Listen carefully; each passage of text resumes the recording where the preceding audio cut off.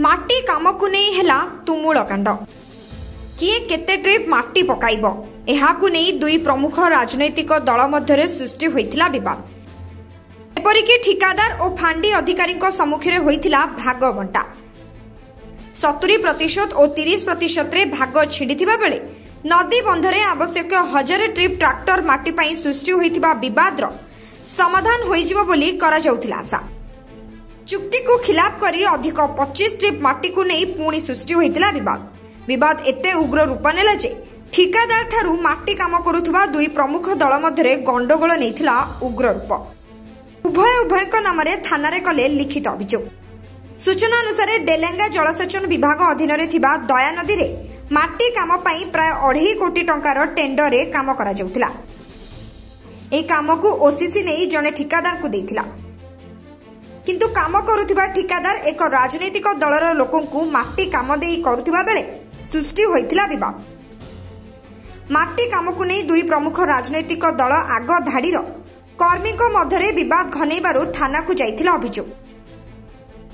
ये तो आज्ञा ओसीसी काम आदरे विभाग जंत्री आमर जेई हंतु विभाग किसी ना एठी सब टाटोल नीति चलती एठी लोक को लगिया जाइए लोक बाड़ी आड़ी केमी मरतु आउ फायदा हो आमर विधायक ये फायदा विधायक आड़ जाऊँगी तेणुक न होते ये जिनस आज होता जदि विधायक चाहिए गोटे शांति रखापी ताहले से शांति ही होता।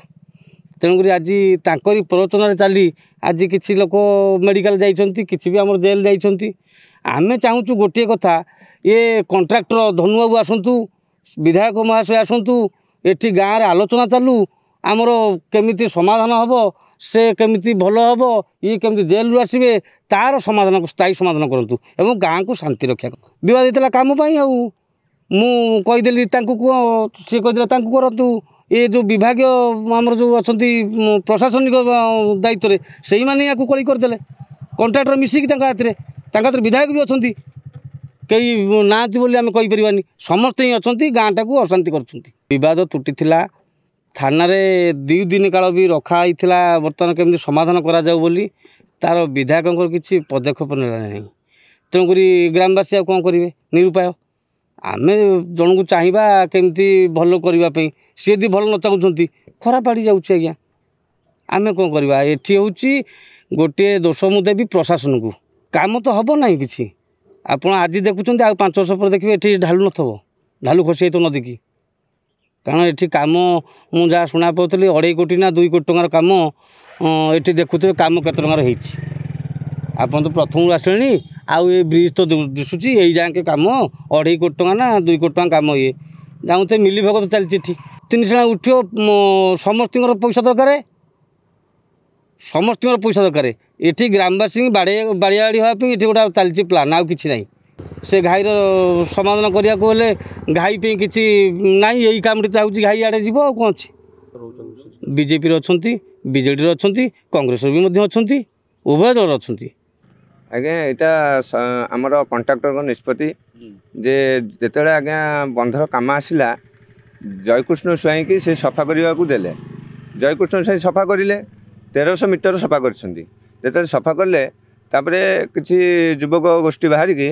कंट्राक्टर को कहले आम कम करूँ जेहतु से माटी पकड़े जयकृष्ण स्वाई रहिले कंट्राक्टर जयकृष्ण स्वाई सहित भल संपर्क कहले जी कम कर जयकृष्ण स्वाई सांगे नि किंतु जयकृष्ण स्वाई कहले ना एत व्यतिक्रम हम मुझे सहित मिसबिनी मोर कम कर किंतु जयकृष्ण स्वाई से कम देवाई कंट्राक्टर राजी थे तापर एमती कटा कटाकटी भितर किसी दिन गला आमर थानार द्वारस्थ हेले थाना निष्पत्ति देले जे आमर रवींद्र बेहेरा बोली जड़े पुलिस अफिसर से निष्पत्ति नेले कहले 700 ट्रिप पकेबे आंकर 300 ट्रिप पकेबे जिते बेले 300 ट्रिप पकेबे बोली आंकर 300 ट्रिप पकेइले एवं ये 700 ट्रिप पकेइले किंतु कहा ट्रिप के गणी नाहांती तापरे जिते बेले 300 ट्रिप हो गला बोली एमाने जाइकी कंप्लेन कले तापर दिन ये आज्ञा जिते माटी पकाउछंती से समय ये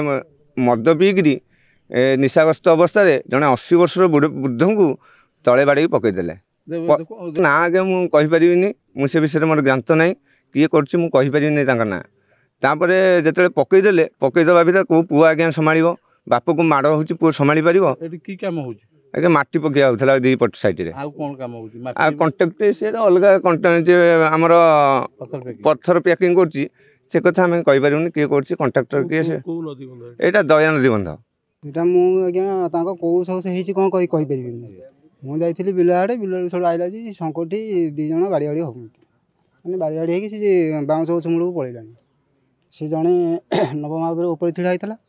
ମୁଁ ତ ଆସାଡ଼ୁ ଆସିକି ଦେଖିଲା ସେ 2 ଜଣ ଗଡ଼ିଆ। ମୁଁ କହିଲି ତୁମେ ଛିଡ଼ା ହେଇଛ, ସେ 2 ଜଣଙ୍କ ବାଡ଼ି ବାଡ଼ିକି ସେଠି ବସିଗଲାଣି। ଆଉ ବାଉଁଶ ଘୁଣ୍ଟା କାହାଠି ଖୋବି ହେଇଯିବ, କ'ଣ ହେଇଯିବ, କ'ଣ ଅବସ୍ଥା ହେବ, ଏ ବନ୍ଧରୁ କେତେ ପଇସା ମିଳିବ ତୁମକୁ, ଏତିକି ଗଲି। ସେ କହିଲା ହଁ ହେଲେ କହିଲା। ତାପରେ ମୁଁ ଗଲି ଛଡ଼େଇକି ଦିନ ବନ୍ଧ ଉପରକୁ ଟିକିଲିକି ଆଣିଲି। ଟିକିଲିକି ଆଣିବା ପରେ ସେଠୁ ତାଙ୍କର ସେ ଯେଉଁ ପପନା ହତ୍ର ପୁଣି ସେ ଭର୍ତ୍ତ ସ୍ୱାଇଁ ଯେଉଁ ତାକୁ ସେଠୁ 2-4 ଟଙ୍କା ପଳେଇଲା। ସେଇଟା ମୁଁ ଆଜ୍ଞା କହିପାରିବିନି। ସିଏ ତାଙ୍କର MLA କାହାକୁ ଦେଇନ୍ତି କ'ଣ କରିଛନ୍ତି ସିଏ ତାଙ୍କର ସିଏ ବୁଝିଥିବେ। ଆମେ ତ ଚାଷୀ ଲୋକ, ଆମେ ଚାଷ କାମ କରିବୁ, ଆମକୁ ଏଥିରେ କିଛି ମିଳିବାର ନାହିଁ। ସେହେତୁ ତାଙ୍କର କ'ଣ ହେଇଛି କ'ଣ ନାହିଁ ମୁଁ ତ ସେଟା ଜାଣିନି। 2 ଜଣ ବାଡ଼ି ମୁଁ ଆଗୁଆ ଛଡ଼େଇଲି। ଆସିକି ଛଡ଼େଇଲା ପରେ ତାପରେ ସିଏ ପୁଣି ଧରାଧରି ହେଲେ। ଆମର ଗୋଟେ ଭାଇ ବୁଧ ଲୋକଟିଏ ଯାଉଥିଲେ, ସେ ତାଙ୍କୁ କ'ଣ ପେଲାପେଲି କରିକି ଗଲା ପରେ ସେ ସେଠୁ ଆଉ ମୁଁ ତ କାହାକୁ ଗଳି ପାରିନି। ଏ ବାଡ଼ି ସେ ହେଲେ ଆଉ ଯିଏ ଯାହା ଦୂର ପାଇଲେ ସେ ବାଡ଼ି ହେଲେ। ଆଉ ଏ ନଦୀବନ୍ଧ କାମରେ ବର୍ତ୍ତମାନ କେଉଁ ରାଜନୈତିକ ଦଳ ହସ୍ତକ୍ଷେପ କରୁଛନ୍ତି? ନାଇଁ ରାଜନୈତିକ କଥା ମୁଁ କହିପାରିବିନି। ସିଏ ତାଙ୍କର ସିଏ ଡିଭାଇଡ଼ ତାଙ୍କର କ'ଣ ଛିଡ଼ିଥିବ କ'ଣ ହେଇଥିବ ମୁଁ ସେଇଟା କହିପାରିବିନି। କେବଳ ସେ ତାଙ୍କର କାମ ସହ ସେ 2 ଜଣ 3 ଜଣରୁ ଆଉ ଅଧିକା କେହି ନଥିଲେ। କାମ ହେଇପାରିବନି ତ, କାମ ଏମିତି ଯଦି ଝାମେଲାଟା ହେବ, ଏଇଟା ସମାଧାନ ହେଇଯାଉ, ତାହେଲେ ଏଇଟା ହେବ ଉପକୃତ ହେବ ଟିକେ। ଆଉ ଆଜ୍ଞା ଏଠି ସବୁ ହେଉଛି ସବୁ MLA ଭାଗବଣ୍ଟା କରିକି କରୁଛନ୍ତି।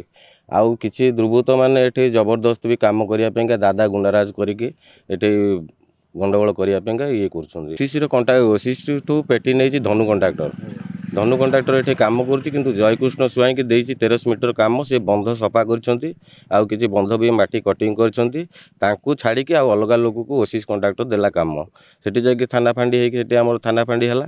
ଥାନା ଫାଣ୍ଡିରେ ଯାଇକି ଆମର ବସିକି ଫାଇନାଲ୍ ହେଲା ଯେ ସିଏ ଗୋଟେ ପାର୍ଟି ପକେଇବ 700, ଆଉ ଗୋଟେ 300 ପକେଇବ ମାଟି ଟ୍ରିପ୍। ସେଗୁଡ଼ା ଫାଇନାଲ୍ ହେବା ପରେ ଆଉ 50 ଟ୍ରିପ୍ ମାଟି ଥିଲା ବାକି ହେବାକୁ। କଣ୍ଟ୍ରାକ୍ଟର କହିଲା ଯେ ଏ 50 ଟ୍ରିପ୍ ମାଟିଟାକୁ ଆପଣ ପକେଇ ଦିଅନ୍ତୁ। ସେ ପକେଇବା ଭିତରେ ଆଉ ଯେଉଁ ଦଳ ଥିଲା ସିଏ ଆସିକି ତାଙ୍କ ସହିତ ବିରୋଧ କଲା ଯେ ତୁମେ କାହିଁ ଆଉ 50 ଟ୍ରିପ୍ ମାଟି ଅଧିକା ପକାଉଛ। ସେଥିପାଇଁ ଝଗଡ଼ା ହେଲା। ଆଉ କ'ଣ ଗୋଟେ 60 ବର୍ଷର ବୃଦ୍ଧକୁ ବାଡ଼େଇବା ହେତୁ ସେ ଆଜ୍ଞା ଝଗଡ଼ା ହେଇଛି। ଜେଲରେ ଅଛନ୍ତି ବର୍ତ୍ତମାନ ଆମର 5 ଜଣ ଅଛନ୍ତି ଆଜ୍ଞା ଜେଲରେ। ଏ ବିବାଦଟା ଲାଗି ରହୁଛି କାହିଁକି, MLAଙ୍କ ସକାଶେ ବିବାଦଟା ଲାଗି ରହୁଛି। MLA କିଛି ସମାଧାନ ବାଟ ନେଇପାରୁନାହାନ୍ତି, ସେଥିପାଇଁକା ଆମମାନଙ୍କୁ ହଇରାଣ କରୁଛନ୍ତି। ଏଠି ବାରମ୍ବାର ଗଳିଆ ପଡ଼ୁଛି। ଏଠି ଯେଉଁ ବି କଣ୍ଟ୍ରାକ୍ଟର କାମ କରୁଛନ୍ତି ସବୁ ନିମ୍ନ ଧରଣର କାମ କରୁଛନ୍ତି, ଠିକ୍ ସେ କାମ ହେଇପାରୁନି। ତାହେଲେ କାମ ବର୍ତ୍ତମାନ ପାଇଁ ଇଏ ଆଜ୍ଞା ରାଜନୀତି ବ୍ୟକ୍ତିଙ୍କ ହିସାବରେ ଚାଲିଛି ଏଠି।